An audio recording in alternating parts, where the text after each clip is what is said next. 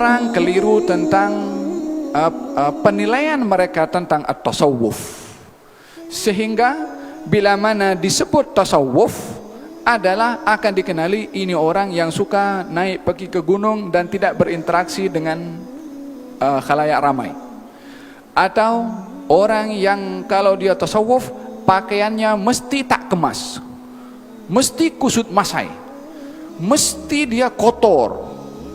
Atau orang yang kalau dengar tentang at-tasawuf adalah yang bercerita tentang masalah al-hulul, apa nama itu, tentang Allah ada dalam jubah, Allah ada dalam dalam tangan aku, dalam pandangan aku.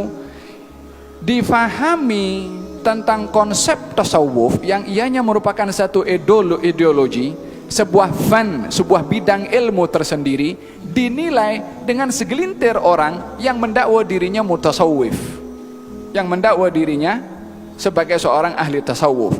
Maka orang menilai orang ini yang dianggap mewakili kepada ahli tasawuf, sehingga tasawuf dinilai dengan orang ini. Wah, yang lebih menghairankan, orang ramai percaya.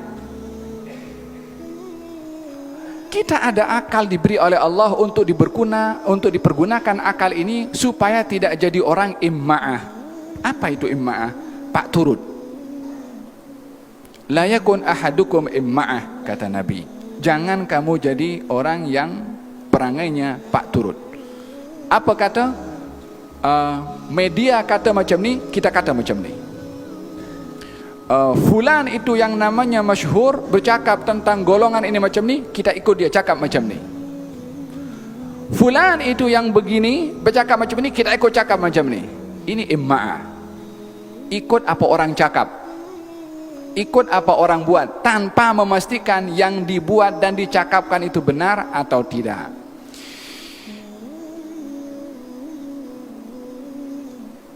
Orang memahami tentang tasawuf keliru karena melihat daripada perbuatan orang yang mendakwa tasawuf yang memang keliru.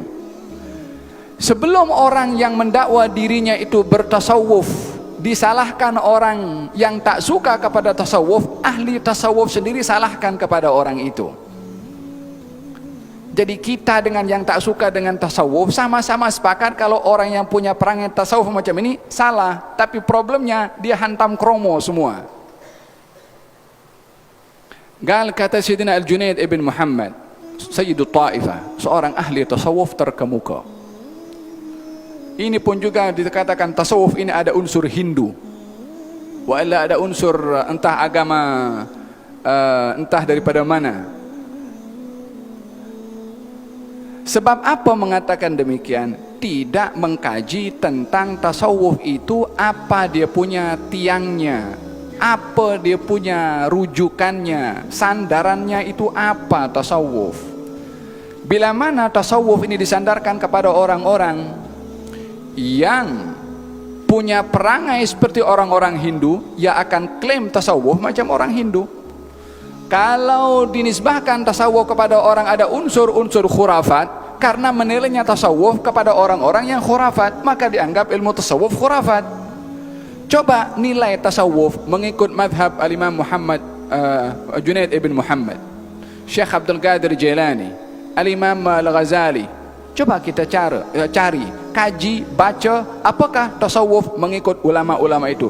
Jangan tengok daripada ulama tasawuf yang menyimpang, yang orang tasawuf sendiri menyalahkan tindakan orang yang mendakwa tasawuf yang bercanggah dengan kaedah-kaedah agama. Junaid ibn Muhammad mengatakan, kalau kamu tengok orang yakni luar biasa, boleh menampakkan perkara yang mungkin kalaupun boleh terbang di atas awan ke, wala jalan di atas lautan ke, nampaknya ini keramat wali min auliyaillah. Belum tentu. Tukang seher pun boleh buat macam tu. Jangan kamu percaya dengan perbuatan seperti itu sebelum dinilai perbuatannya dengan kitab dan sunnah. Ini yang bercakap imam terkemuka dalam ahli tasawuf. Jangan menilai orang walaupun pakaiannya kusut masai macam orang yang dulunya dikenali orang pakai kusut masai macam orang tasawuf, ataupun kalaunya zuhud umpamanya nampak zahirnya macam tu, sehingga dinilai perbuatannya dengan kitab dan sunnah. Kalau perbuatannya bercanggah dengan kitab dan sunnah, seajaib mana tindakannya tetap salah. Sebab yang dinilai bukan daripada zahir perbuatan, tapi perbuatan itu amalannya dinilai dengan kitab dan juga sunnah. Ya, tapi banyak orang-orang tasawuf itu yang menyimpang, yang dia merepek. Ya memang dalam banyak ilmu hadis, dalam banyak ilmu fan atau bidang-bidang ilmu yang merepek pun banyak. Bukankah dalam ilmu hadis kita ada namanya hadis maudhu? Yani hadis apa namanya? Maudhu, palsu. Bukankah yang bikin itu ilmu orang-orang yang merepek juga, orang yang pendusta juga? Adakah kita akan katakan ilmu hadis ini menyimpang daripada agama disebabkan oleh karena ada orang memalsukan hadis? Yang memasukkan hadis, palsu hadis memang salah, tapi bukan salah ilmu hadisnya.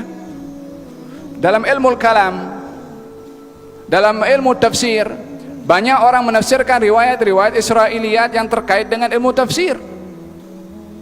Adakah akan dikatakan ilmu tafsir salah karena adanya orang meriwayatkan riwayat-riwayat Israiliyat? Yang salah yang meriwayatkan, ilmu tafsirnya itu penjelasan tentang Al-Quran. Kenapa dalam ilmu tafsir boleh memahami, dalam ilmu hadis walaupun ada pendusta dan ada yang buat hadis maudhu, dalam ilmu mustalah hadis masih mereka boleh terima. Dalam ilmu tasawuf ada orang yang pendusta juga tapi tak mau terima, hantam kromo, tasawuf tak boleh pakai, kotor katanya. Ilmu hadis boleh terima, ilmu tafsir boleh terima, tasawuf tak boleh terima. Al-kail bimikyalain kata orang Arab. Apa itu? Menimbang sesuatu sama tapi timbangannya beza. Yang satu timbangannya bagus, yang satu rosak. Mana boleh nampak timbangan itu betul? Timbanglah ilmu, madhab, aliran, pemikiran adalah rujuk kepada sumbernya, tapi bukan kepada orang yang praktis. Kalau kita akan menilai kepada daripada perbuatan orang, maka sama dengan kita media barat yang mengklaim tentang agama Islam sebagai agama irhab, agama teroris, agama ekstrem, agama jahat, disebabkan yang dipublishkan oleh mereka macam tu. Faham dong?